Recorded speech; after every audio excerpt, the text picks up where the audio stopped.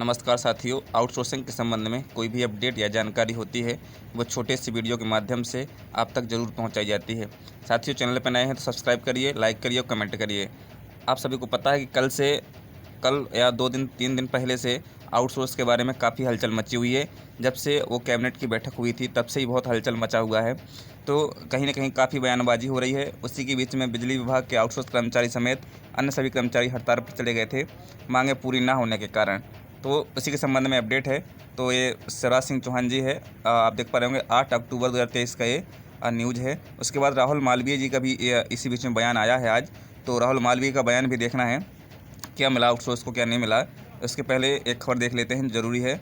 मध्य प्रदेश में आचार संहिता के पहले कर्मचारियों को मिल सकता है 7वां वेतनमान। कर्मचारी संगठनों का भारी दबाव, मांगे नहीं मानी गई तो वो उग्र प्रदर्शन करेंगे। ये शिवराज सिंह चौहान माननीय मुख्यमंत्री हैं मध्य प्रदेश के, और इसमें काफ़ी कर्मचारी हैं, इसमें आउटसोर्स कर्मचारी भी शामिल हैं। कर्मचारियों को कहना है कि अगर मांगे नहीं मानी गई तो वे उग्र प्रदर्शन करेंगे। चुनावी साल में सरकारी कर्मचारी भी अपनी मांगों को लेकर सरकार पर दबाव बनाने में पीछे नहीं हैं। प्रदेश के कर्मचारी संगठनों ने सरकार के सामने अपनी मांगों का पिटारा खोल दिया है।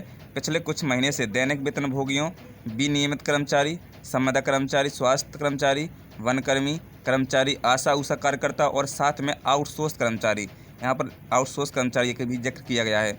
आउटसोर्स कर्मचारी धरना प्रदर्शन कर अपनी मांगों को पूरा करने में जुटे हुए हैं। चुनाव के करीब आते ही कर्मचारियों ने अपनी मांगों को लेकर सरकार पर दबाव बनाना शुरू कर दिया है, और आंदोलन भी चुनाव आते आते और उग्र हो जाएंगे। सरकार के गले की फांस बनी है इनकी मांगें। दरअसल कर्मचारियों की ऐसी मांगें हैं जिन्हें पूरी करने के लिए सरकारी खजाने पर भारी बोझ आने वाला है। वैसे ही सरकार करोड़ से ज़्यादा के कर्ज लेकर अपनी वाही करा रही है, जबकि और आगे इसमें लिखा हुआ है और कांग्रेस पुरानी पेंशन स्कीम लागू करने की घोषणा कर चुकी है। वहीं कांग्रेस पहले ही सरकार बनने पर कर्मचारियों के लिए पुरानी पेंशन स्कीम लागू करने का ऐलान कर चुकी है, और यह घोषणा उसके वचन पत्र में शामिल है। सभी कर्मचारी इसका समर्थन कर रहे हैं, और कांग्रेस आउटसोर्स कल्चर ख़त्म करने की बात भी कह रही है। तो यहाँ पर कांग्रेस ने भी आउटसोर्स कल्चर ख़त्म करने की बात कही है।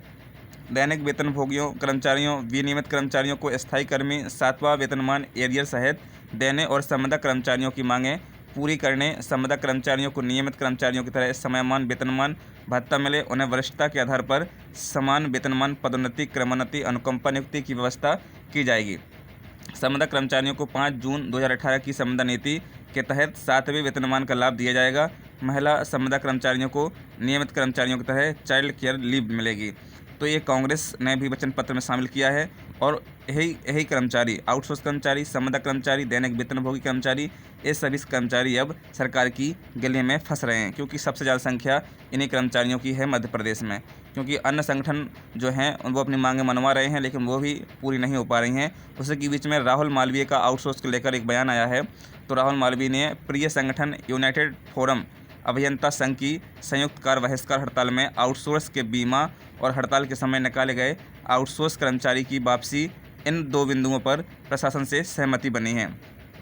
जो बिजली विभाग की हड़ताल हुई थी उसमें आउटसोर्स को क्या मिला, वो राहुल मालवीय ने यहाँ पर स्पष्ट करने की कोशिश की है। उन्होंने कहा है कि जो आउटसोर्स का बीमा और हड़ताल के समय निकाले गए आउटसोर्स कर्मचारी, इन 2 बिंदुओं पर ही सहमति बनी है। आगे लिखा है इन्होंने, आउटसोर्स के बीमा की राशि का निर्धारण जल्द ही एक बैठक में लिया जाएगा और इसके लाभ आउटसोर्स को मिलना प्राप्त हो जाएंगे।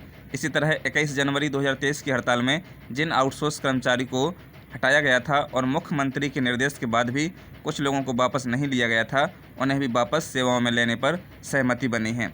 समस्त आउटसोर्स कर्मचारी को 5 मांगों में से 2 पूरी होने पर बधाई।